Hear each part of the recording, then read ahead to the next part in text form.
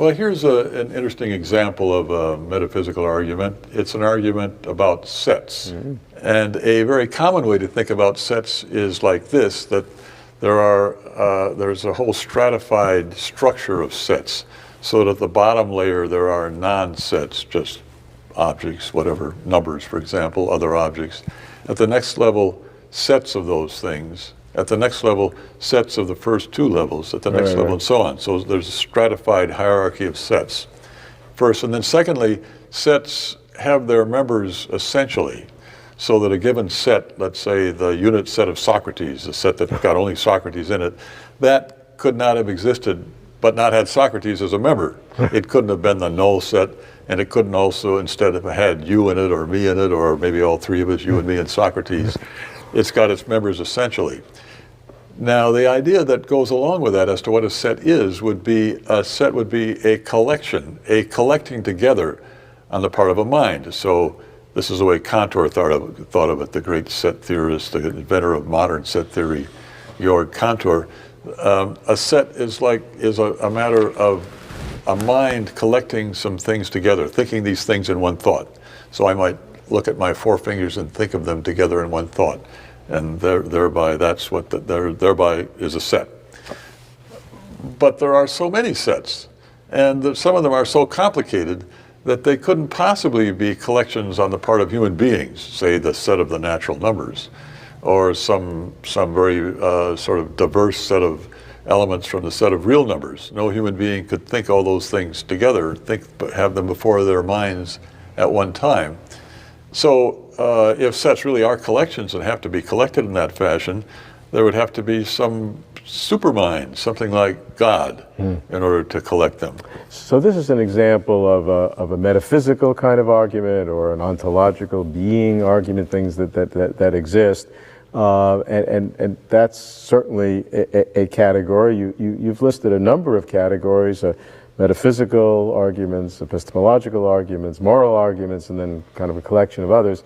How would you populate this? What are some other possibilities? Well, the moral argument, a lot of people, I guess I would be among them, are very strongly inclined to think that if there weren't any such thing as God, you might say a divine lawgiver, then there really wouldn't be any such thing as moral obligation, genuine moral obligation. It's being the case that you really ought to do something, or else really ought not to do that thing. There wouldn't be any such thing if there weren't such a person as God. But clearly there is moral obligation, so I would say anyway, and so lots of people would think. So if you think those two things, then you've got another argument for the existence of God. What about epistemological kinds of arguments?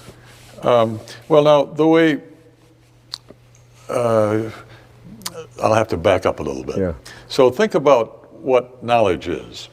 I would say we could use the term warrant to denote whatever it is that when you add it to true belief, the result is knowledge. So warrant is that property or quality, enough of which is what distinguishes a lucky guess, a mere true belief, from knowledge. Well, what is warrant? I guess the way I'm inclined to think of it, a belief has warrant for me provided it's produced by cognitive faculties, memory, perception, induction, and the like, that are functioning properly, not subject to any dysfunction or malfunction, in the sort of environment for which they were designed by God or evolution, and according to a design plan that successfully aimed at truth. So that's what warrant is. It's kind of a complicated idea. But what I'm interested in here just is the notion of proper function. I think proper function is essential to the idea of warrant. And I think proper function can't be explained in naturalistic terms. So there isn't any way in which you can say what it is for something to function properly. That is, there isn't any way in which you can say what it is for something like a human being or other organism to function properly in merely naturalistic terms. People have tried to give an explanation in terms of evolution, for example, so that you're functioning properly when you're functioning in a way which was adaptive for your ancestors or something. Well, I don't have the time here to explain why none of this works, but none of it works. The only way, the basic idea of proper function is that of something which is designed to work a certain way, and then it functions properly when it works that way. And as it seems to me, you can't give an explanation of proper function in naturalistic terms. You can only do it in terms of a creator or designer of human beings. So if there really is such a thing as proper function, and if there isn't any such thing as knowledge, at least so say I, then there also has to be a designer. How about some interesting arguments you've used that talks about flavors and colors, the Mozart argument, some of the richness of our world. Do you think those are really demonstrations of God's existence?